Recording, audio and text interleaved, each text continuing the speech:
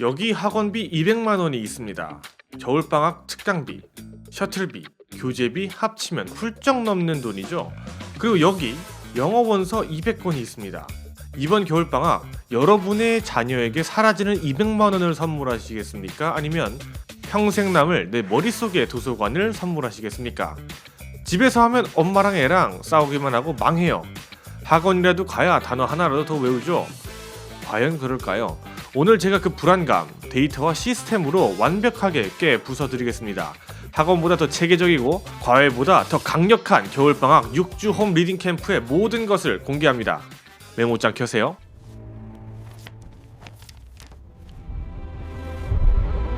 먼저 냉정하게 학원 시스템을 분석해 봅시다. 그래야 집에서 이길 수 있으니까요. 겨울방학 특강, 모든 학원은 아니겠지만 보통 단어 50개 암기, 문법 특강, 독해 문제 풀이로 구성됩니다. 학원에서 50개 외우고 시험 보죠? 3일 뒤에 몇 개 남을까요? 에빙하우스 망각 곡선에 따르면 80%가 날아간다고 합니다. 문맥 없이 생암기로 외운 단어는 죽은 지식입니다. 초등 저학년, 중학년에게 투부정사의 명사적 용법을 가르친다. 아이들은 한국어 용어를 이해 못해서 영어를 포기합니다. 문법은 설명 듣는 게 아니라 문장 속에서 패턴으로 익혀야 합니다. 한 반에 10명, 선생님이 설명하는 시간 40분.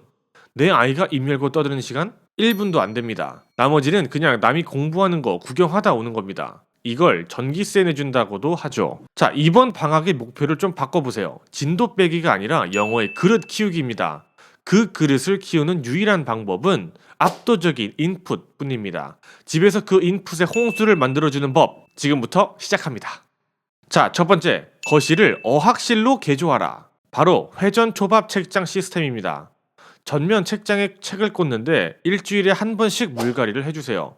마트 전단지 보듯이 아이들은 새로운 것에 반응합니다. 200권을 한 번에 꽂아두면 질리고요. 이번 주 읽을 20권만 딱 꺼내두고 나머지는 숨기세요. 이번 주 신상이야 하면서 꺼내주는 겁니다. 그러다 엄마 나 그때 읽었던 책 또 읽고 싶어 하면 그때 들이밀면 됩니다. 두 번째, 오디오 샤워존 만들기. 자, 거실의 공기를 바꾸는 오디오 샤워입니다. 집에 블루투스 스피커 하나씩은 다 있으시죠? 이제 그거 음악 듣는 용도가 아니고요. 아침 기상 시간부터 딱 1시간 그냥 영어 오디오북을 배경음악처럼 작게 틀어주세요. 이건 각 잡고 앉아서 집중해 하는 게 아닙니다. 그냥 밥 먹고 세수하면서 자연스럽게 소음에 노출시키는 겁니다. 이 무의식적인 흘려듣기가 쌓여야 비로소 귀가 뚫립니다. 제 어릴 때가 기억이 나는데요. 한창 비디오 대여점이 붐이던 시절에 동네에서 영어 제일 잘하던 친구의 비결이 뭐였냐면요. 그 친구 어머니가 매일 아침 6시마다 미드, 프렌즈를 틀어줬다고 합니다. 그 소문이 나서 동네 어머님들이 비디오 가게에 있는 프렌즈란 프렌즈는 싹쓸이 해가셨던 기억이 납니다. 물론 저희 어머니도 저한테 똑같이 해주셨고요. 근데 이게 경험해보니까 정말 일리가 있었습니다. 아침에 눈 뜨자마자 가장 맑은 정신일 때 우리말보다 영어가 먼저 귀에 들어오면 뇌가 그 소리를 훨씬 더 선명하고 깊게 받아들입니다. 이번 방학 아예 아침을 영어 소리로 열어주세요. 자, 가장 먼저 해야 할 일, 그리고 오늘 내용 중 가장 중요한 핵심입니다. 바로 아날로그 시대로의 회귀입니다. 요즘 아이들 문해력 정말 심각하죠? 국어 교과서도 제대로 이해 못하는 요즘 아이들, 영어 문해력 말할 것도 없습니다. 원인은 딱 하나입니다. 디지털 기기입니다. 스마트폰, 태블릿, 닌텐도, TV 이런 즉각적인 보상과 도파민에 절여진 뇌는 절대 지루한 글자를 읽어내지 못합니다. 영상은 1초 만에 재미를 주지만 책은 앞장부터 뒷장까지 읽어야 재미가 나오거든요. 이 지루함을 견딜 뇌 근육이 다 녹아버린 건데요. 이번 방학 동안 아이가 공부하고 책 읽는 공간만큼은 디지털 청정구역으로 만드셔야 합니다. 게임 하루 1시간만 해가 아닙니다. 눈에 보이면 하고 싶습니다. 거실과 공부방에서 TV, 컴퓨터, 패드 싹 치우세요. 아예 8, 90년대처럼 만드시는 겁니다. 아이가 심심해 죽겠어 라고 소리칠 때까지 내비두세요. 그 지루함의 끝에서 아이는 결국 책을 집어듭니다.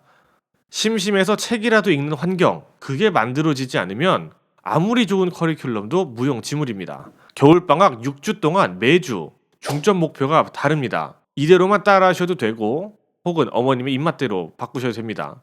자, 여기서는 AR 2점대 진입하는 목표로 하는 친구 기준입니다. 첫 번째 주, 워밍업과 유창성입니다. 영어 책은 만만하다라는 느낌을 주는 건데요. 선정 도서로는 아이의 현재 레벨보다 1에서 0.5 단계 낮은 책을 추천드립니다. 무조건 소리 내어 읽기를 시키세요. 낭독하는 겁니다. 쉬운 책을 빠르게 버벅거리지 않고 읽어내는 유창성이 확보되어야 다음 단계로 갈 수 있습니다. 1주차는 공부가 아니라 입풀기입니다. 자, 2주차로 넘어가면 시리즈 몰입 단계로 도입하는데요. 다음 건 내용이 궁금해 하면서 재미 붙이기를 하는 겁니다. 선정 도서로는 스콜라스틱 브랜치 시리즈인데요. 예를 들어 쿵파오 치킨 아니면 프레스타트 같은 그림책과 챕터북 사이에 다리 역할을 하는 책들입니다.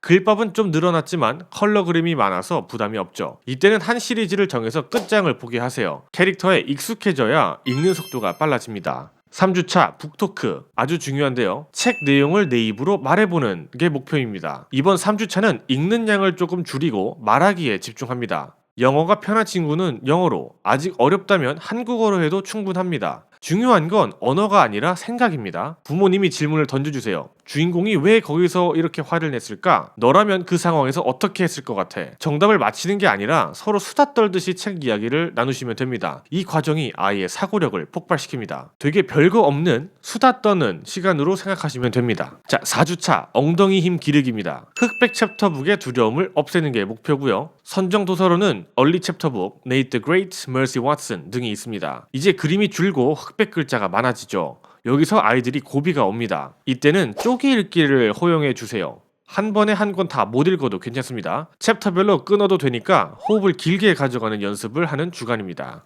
5주차에서는 요약하기입니다. 읽은 내용을 글로 정리하는 주인데요. 4주 동안 읽었던 책 중에서 가장 재미있었던 걸 골라 독서록을 쓰는 겁니다. 순서는 beginning, middle, end로 구성이 됩니다. 누가 나왔고 무슨 일이 시작됐나, 그리고 어떤 문제가 생겼나, 그 문제를 어떻게 해결했나, 이 틀에 맞춰 짧게라도 자기 문장으로 써보는 겁니다. 문법 좀 틀려도 지적하지 마세요. 네가 내용을 완벽하게 이해했구나 라고 칭찬해주는 게 핵심입니다. 마지막 주차 레벨업 도전입니다. AR 0.5점 정도 상승을 시켜보는 거예요. 선정 도서로는 본격 챕터북 맛보기입니다. 5주 동안 다져진 근육으로 조금 더 어려운 책에 도전하는 겁니다. 선정 도서로는 매직 트리 하우스 1권이나 주니비 존스 1권이죠. 그 다음 책들은 조금 난이도가 올라가기 때문에 맛보기로 1권만 시도해보는 것이 좋습니다. 단 혼자 읽게 두지 마시고 엄마가 옆에서 들어주거나 오디오북을 활용해서 완독의 성취감을 맛보게 해주세요.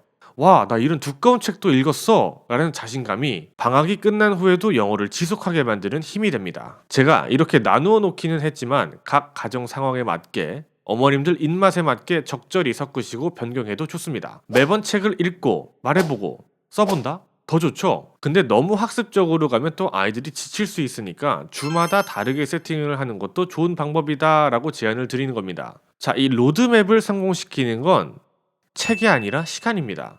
방학이라고 일어나서 시간 날 때 읽어 라고 하면 절대 안 읽습니다. 예를 들어 매일 아침 10시부터 11시는 리딩 시간, 이렇게 학교 시간표처럼 딱 박아주세요.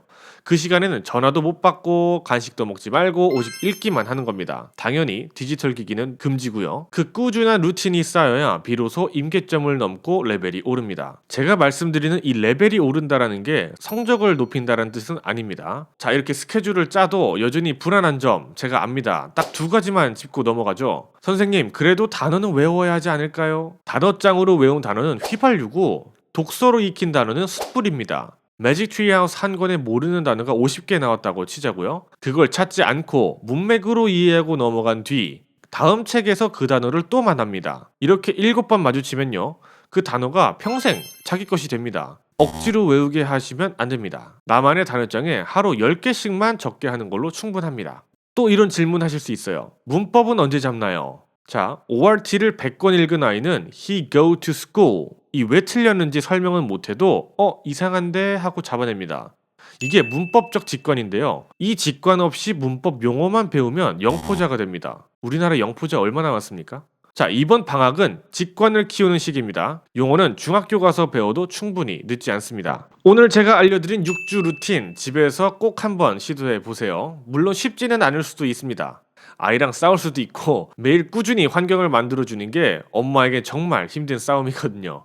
하지만 방향은 이 길이 맞습니다. 만약 집에서 하다가 지치시거나 아이와 사이가 나빠질 것 같다면 그때는 이 올바른 독서의 길을 제대로 안내해주는 전문가나 기관의 도움을 받으셔도 좋습니다. 중요한 건 어디서 하느냐가 아니라 우리 아이가 나에게 맞는 책을 제대로 읽고 있느냐니까요. 문제집 한 권 더 푸는 것보다 더 중요한 건 아이가 스마트폰을 내려놓고 종이책에 넘기는 맛을 다시 깨닫게 해주는 것입니다. 오늘부로 이 영상 보신 어머님들은 싹 다 치우세요. 그리고 거실에 앉아 아이와 함께 책을 펴세요. 그 고요한 몰입의 시간이 아이의 영어를 그리고 아이의 인생을 바꿀 겁니다. 전국의 모든 학생들의 영어 원서 첫 페이지를 펼 때까지 저 페이지원의 카일은 힘차게 달려나가겠습니다. 지금까지 페이지원이었습니다. 감사합니다.